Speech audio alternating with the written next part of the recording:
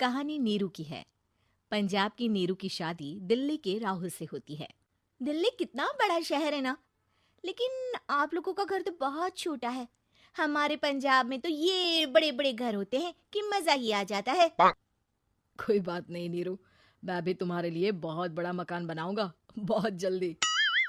नीरू के पिता जहाँ पंजाब के जाने माने व्यापारी थे, वहीं उसका पति राहुल दिल्ली में एक सिंपल नौकरी करता था। माँ, यहाँ तो घी मक्खन इतना महंगा है कि क्या बताऊं। मैं तो तरस ही जाती हूँ घी खाने के लिए। नीरू की माँ को ये सुनकर बहुत दुख होता है। मेरी बेटी को घी नसीब नहीं हो रहा है और ये बहू यहाँ बैठकर घी में शक्कर डाल रही है। देख वनीता, मैं साफ कह रही हूँ, इस घर में जितना घी आएगा उतना ही मेरी बेटी के घर दिल्ली भी जाएगा। अरे, ये क्या बात होती है माँ जी? बेटी का उतना ही करो जो अच्छा लगे। अब क्या मायके से घी और मक्खन तक की सप्लाई करोगी आप? हाँ, मेरी बेटी किसी चीज को तरसे मुझसे बर्दाश्त नहीं होता। अब क्या था, नीरू के मायके में 2 किलो घी आता तो 2 किलो दिल्ली जाता नीरू के पास। एक दिन, माँ, बड़ी गर्मी पड़ती है दिल्ली में। इस घर में तो एक ही एसी है और वो भी ड्राइंग रूम में। सारा परिवार एक ही कमरे में सोता है। हाँ बेटा, वो तो हर घर की कहानी है। यहाँ भी एक ही एसी है। अरे बिल इतना आता है कि क्या बोलूं। तभी वहां राकेश आ जाता है। माँ, थोड़ी देर में यहाँ कुछ प्लम्बर आएंगे मेरे कमरे में एसी लगाने। जरा ध्यान से लगवा देना ना माँ। ओए, ऐसे कैसे तेरे कमरे में एसी लगेगा? हाँ हाँ राकेश, एक बार बात तो कर लेता। अरे पापा, वो वनिता को गर्मी में नींद नहीं आती। ड्राइंग रूम में सबके साथ सोने में वो अनकंफर्टेबल है, इसलिए। अरे पूरे परिवार के साथ वहां तेरी बहन नीरू भी तो सोती है। वो नहीं हो रही क्या अनकंफर्टेबल? समझ रहा है ना? अगर एसी लगेगा तो एक दिल्ली में तेरी बहन के कमरे में भी लगेगा, तभी तू लगा सकेगा। राकेश वनिता को सारी बात बताता है। वनिता करती भी क्या, मन मार कर बैठ जाती है। माँ, ये लोग ठीक नहीं है, क्या करूं मैं? अरे बेटी, यहाँ आ जा, तू यहाँ आकर रह ले। अरे छोड़ दे ऐसे पति को। कैसे छोड़ दूं माँ? समाज क्या कहेगा, लोग क्या कहेंगे?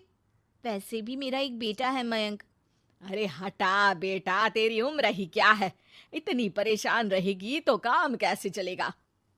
खैर, बात आई गई हो जाती है। माँ को लगता है कि नीरू ठीक है, तो वहीं नीरू के मन में एक ही लाइन चल रही होती है, यहाँ आजा। माँ ने तो बोल ही दिया है कि यहाँ आजा। बस मयंक थोड़ा सा बड़ा हो जाए, इन गरीबों को छोड़कर मैं वापस माँ के पास ही चली जाऊंगी। वो इसी सोच में बाजार में चल रही थी कि मैम, आपका दुपट्टा जमीन को छू रहा है। नीरू जैसे ही उस लड़के की तरफ देखती है, देखती ही रह जाती है।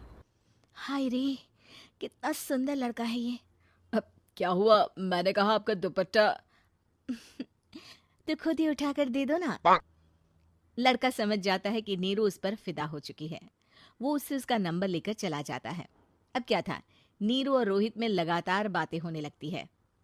मैं हरियाणा का रहने वाला हूँ, यहाँ एक बड़ी कंपनी का मैनेजर हूँ। अच्छा, और कितने बच्चे हैं तुम्हारे? बच्चे? अरे मेरी तो शादी भी नहीं हुई है। तुम बताओ, शादी करोगी? नीरू शर्मा जाती है। अब लेकिन मैं तो पहले से ही शादीशुदा हूँ। मुझे फर्क नहीं पड़ता, बस तुम शादी कर लो, भाग चलते हैं। बहुत पैसे वाला हूं मैं, हमेशा खुश रखूंगा तुम्हें। नीरू रोहित से मिलकर सारा प्लान बना लेती है और फिर एक दिन घर से भाग जाती है। दोनों शादी कर लेते हैं। शादी के बाद, क्या बात है नीरू, तुम्हें परेशान सा देखता हूँ, सब ठीक तो है ना? हाँ हाँ, सब ठीक है।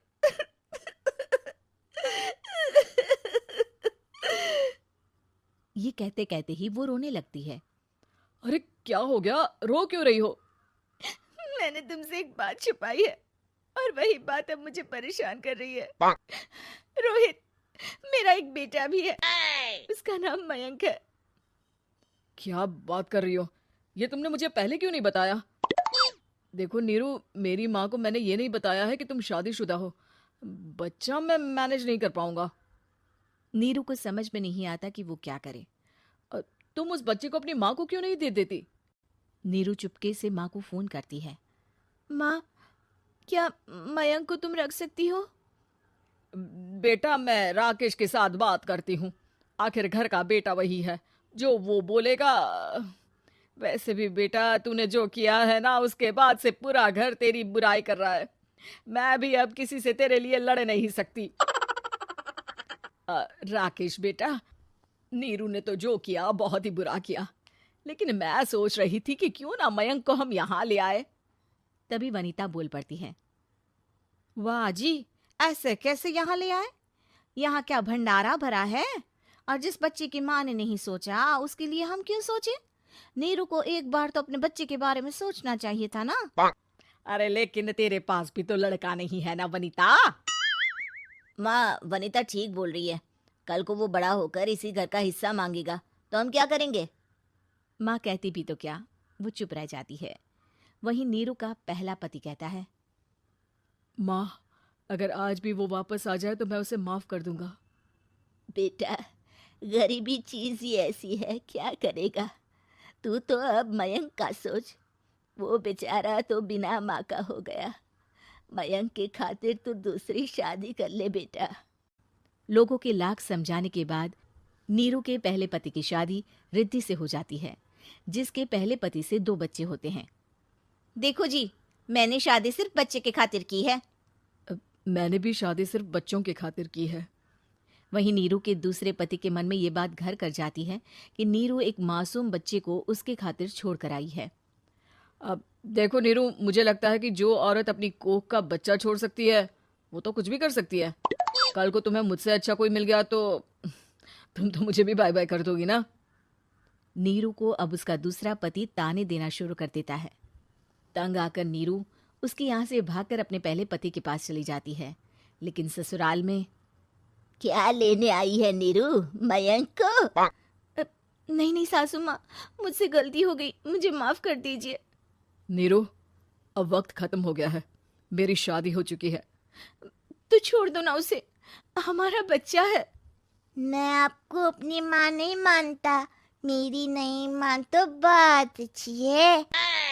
नीरू मयंक की बात सुनकर समझ जाती है कि उसके पास अब न आसमान रहा ना ही जमीन।